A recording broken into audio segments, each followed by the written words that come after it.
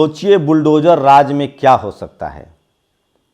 3 ब्राह्मण फैमिली के लोग झुलस जाते हैं, जिसमें 2 की मौत हो गई है।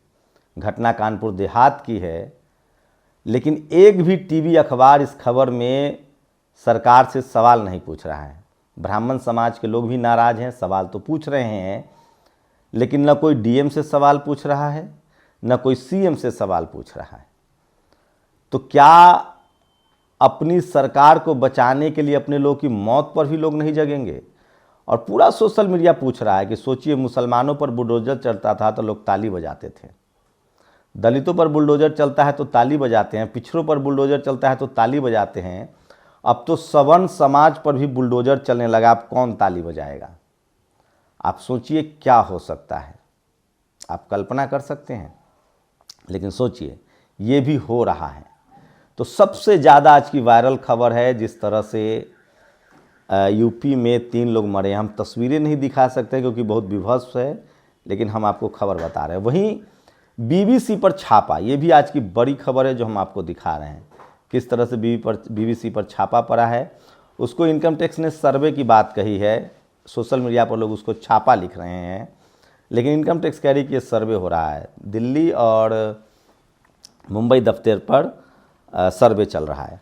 एक और खबर है, दिल्ली में बड़ी ब्रेकिंग है। ये दिल्ली की राजधानी में फ्रिज में फिर एक शव को छुपाया गया। इस बार आरोपी का नाम जो है वो साहिल है, और कहा जा रहा आरोप है कि दिल्ली राजधानी में एक लड़की का शव जो है वो फ्रिज में था। आरोपी का नाम साहिल है। अब साहिल से पता नहीं चल पा रहा है, तो देखते हैं, मीडिया वाले बता ही देंगे धर्म क्या है, जाति क्या है। तो इस तरह की क्राइम की खबरें हैं।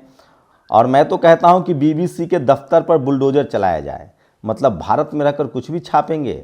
लोकतंत्र का चस्का लगा है, सख्त कार्रवाई हो ताकि कोई आगे से खबर करने की हिम्मत न करे। सब एक ही ज़रूरी सवाल पूछे, आप आम कैसे खाते हैं? रणवीर सिंह ने तंज किया। और सोचिए, ये है सत्यपाल यादव। जब कानून का राज खत्म करके बुलडोजर राज लाया गया था, तब टीवी चैनल जनता खुश था। विपक्षी दलों के लोग को जाति धर्म देखकर बुलडोजर से रौंदा गया। अब जब सब जद में आ गया है, आनंद ले। अब जब कानून का राज खत्म होगा तो सबको रौंदा जाएगा। सत्ता कूड़ होती है, कानूनी लगाम ज़रूरी है। तो सोचिए, वहीं रोहिणी लिखती हैं कि रोहिणी के ट्वीट पर, लगेगी आग तो आएंगे कई घर जद में, यहाँ पे सिर्फ हमारा मकान थोड़ी है। बुलडोजर अब घर तबाह करने तक सीमित नहीं है। कल बुलडोजर ने एक परिवार ही तबाह कर दिया। माँ बेटी घर के अंदर ही थी, बुलडोजर ने निर्ममता से उनका जीवन ले लिया। यह एक ब्राह्मण परिवार था। मुस्लिम परिवार होता तो शायद इस घटना में कुछ लोग जश्न मना लेते। नोएडा मीडिया हमेशा की तरह चुप है। लोग लिख रहे हैं कि सोचिए किस तरह से चीनी अतिक्रमण हटाने के लिए अभी कोई बुलडोजर नहीं भेजते, चीनी अतिक्रमण पर चर्चा भी नहीं करते, लेकिन देश के गरीबों का घर गिराना हो तो सरकार की तेजी देखिए। तो लगातार सोशल मीडिया पर ये खबरें हैं, और प्रधानमंत्री का ये वीडियो भी सोशल मीडिया पर लोग वायरल कर रहे हैं, जिसमें उन्होंने कहा था कि 2022 में हम सबको पक्का मकान देंगे। और चिंगारी के खेल की बुराई यही है, उसकी लगाई आग एक दिन आपके घर भी पहुंचती है। दमन का प्रतीक बन चुके बुलडोजर पर, और बुलडोजर पर अब घर तबाह कर तक सीमित नहीं है। कल बुलडोजर ने एक परिवार ही तबाह कर दिया, माँ बेटी घर के अंदर ही थी। सोचिए, दलित, पिछड़ा, आदिवासी, मुसलमान होता तो लोग कहते कि बुलडोजर चल रहा था तो अंदर क्या कर रही थी। बुलडोजर अब घर तबाह करने तक ही सीमित नहीं है। और गनीमत है कि बीबीसी किराए की बिल्डिंग में चलता है, नहीं तो खाली मोबाइल जब्त नहीं करते, एक एक ईंट उखाड़ कर ले जाते हैं। ये भी सोशल मीडिया पर है। और यह है रोली तिवारी मिश्रा। इनका कहना है कि ब्राह्मण भी गरीब होता है। ये अभी भी आरक्षण को इसमें दोष दे रही। जो बुलडोजर चला है, संजोग से पता नहीं आरक्षण वाला कोई अधिकारी तो नहीं था, आरक्षण कैटेगरी वाला। पीढ़ी दर पीढ़ी जाति के नाम पर आरक्षण और सरकारी सुविधाओं को लेने वाला अमीर मंत्रियों, विधायकों, सांसदों, अधिकारियों देख ले। रोली तिवारी मिश्रा जी को सोचना चाहिए कि गरीबों का सर्वे करवा ले, जो सबसे ज़्यादा गरीब कौन है। तो इनको अभी भी गरीबों आरक्षण इसमें दोष दिख रहा है। और ये अभी भी सीएम से सवाल नहीं पूछ रही हैं, न डीएम से सवाल पूछ रही हैं। और ये देखिए, बीजेपी की फजीहत जारी है। इंदौर के बेटमा में मुख्यमंत्री शिवराज को सुनने कोई नहीं पहुंचा, खाली कुर्सियां थी। ये हैं एक सामाजिक कार्यकर्ता राजेश्वरी मीना, जो लगातार राजस्थान में, इनका वीडियो ईआरसीपी की महत्ता समझे होगी। सोचिए, पूर्वी राजस्थान में पानी को लेकर आंदोलन चला रही हैं कि किस तरह से वहाँ जो है इसको मामले को तुल दे रही है वो। और उन्होंने एक सोशल मीडिया पर ट्वीट, आरआरबी चेन्नई द्वारा ग्रुप डी के परिणाम में भारी गड़बड़ी भी हुई है। तो ये मीना समाज से हैं, लगातार आंदोलन चलाती हैं। और राजेश्वरी मीना ने किस तरह से, सोचिए, देखिए कल पूरी रात ताकत के साथ प्रधानमंत्री जी की रैली में ERCP की बात उठाई। हालांकि पुलिस का व्यवहार दुर्भाग्यपूर्ण रहा, जितना हमने बन पड़ा हमने किया। ये पहुंची थी, चाह रही है कि वहाँ प्रधानमंत्री के सभा स्थल पर पुलिस द्वारा बलपूर्वक उनको उठाकर छोड़ दिया गया था। वो पानी को लेकर संघर्ष कर रही हैं, वहाँ के लोगों को पानी मिले इसके लेकर संघर्ष कर रही हैं, मीना समुदाय से हैं। और मुसलमान दलित कश्मीरियों के घर गिरते दिखते हैं तो कुछ लोग तालियां बजाते नजर आते हैं। कल कानपुर में 2 गरीब महिलाओं का घर टूटा, अग्नि समाधि हुई। ऐसी बट गई जनता कि सब एक दूसरे का दुख का आनंद ले रहे हैं।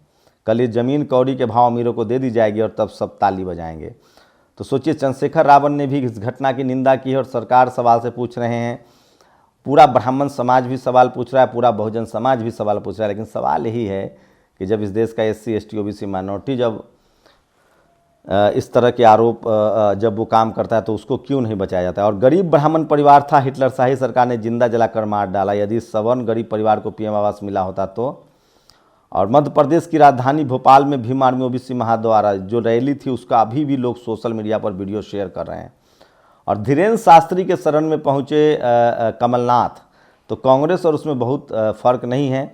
ज्योतिबा कहते हैं बुद्धिहीन ब्राह्मण भी दान दक्षिणा के दम पर अच्छे जीते हैं। तो जो 3 लोगों की सोचिए, तो कानपुर वाली खबर सबसे ज़्यादा है। और सोचिए कि समाजवादी पार्टी ने भी इसको ट्वीट किया है। और कानपुर देहात की ये घटना है। कानपुर देहात में सरकारी सिस्टम से हार कर इस परिवार ने, सोचिए, सब सिस्टम पर सवाल उठा रहे हैं। संजय सिंह ने पूछा है, कृष्ण गोपाल दीक्षित की पत्नी परमिला, पुत्री नेहा की जलकर मौके पर ही मौत हो गई है। तो ये सवाल है कि आखिर इनको न्याय कैसे मिलेगा, आखिर इनको न्याय कब तक मिलेगा, ये सबसे बड़ा सवाल है। और प्रधानमंत्री की रैली में मैंने कल भी दिखाया था, भीड़ नहीं जुट रही है। सवाल है कि वो चुनाव कैसे जीत जाते हैं। तो ये सबसे बड़ा सवाल है। सोचिए कि बहुजन समाज के लोग पर बुलडोजर चलता है, मुसलमानों पर बुलडोजर चलता है, तब कोई नहीं बोलता है। और आप कल्पना कीजिए BJP शासित राज्य में होता, आप कल्पना कीजिए ये गैर BJP शासित राज्यों में होता, आप बिहार में हो जाता जहां विपक्ष की सरकार है, तो अभी टीवी अखबार क्या करता। मैं इसलिए कह रहा हूं, इस देश में हर चीज़ को जब आप जाति के हिसाब देखेंगे तो आपको सच पता चलेगा, सच से आपका सामना होगा। तो आज की सबसे बड़ी खबर है कि BBC पर छापा है, इनकम टैक्स उसको सर्वे कह रही है, सोशल मीडिया पर लोग उसको छापा कह रहे हैं। दूसरी बड़ी खबर है यूपी में जिस तरह से बुलडोजर राज चल रहा है, अगर अवैध ज़मीन पर कब्जा है तो उसका एक लीगल तरीका है, उसको हटाइए। लेकिन इन 2 मौतों का जिम्मेदार कौन होगा। और सरकार से सवाल है कि जो लोग बुलडोजर पर कल तक ताली बजा रहे थे, अंजना ओम कश्यप बुलडोजर पर चढ़ के रिपोर्टिंग कर रही थी जब दिल्ली में मुसलमानों के दुकानों पर बुलडोजर चल रहा था। अवैध कब्जा अगर हटे तो सब जगह हटे, गरीब ही उसकी चपेट में क्यों आए। और इस देश में मान्यवर साहब ने कहा था कि जो ज़मीन सरकारी है वो ज़मीन हमारी है। इस देश में सरकारी ज़मीन गरीबों को नहीं दी जा सकती है, भाई किसी जाति और धर्म का हो, उनका घर नहीं बनाया जाना चाहिए।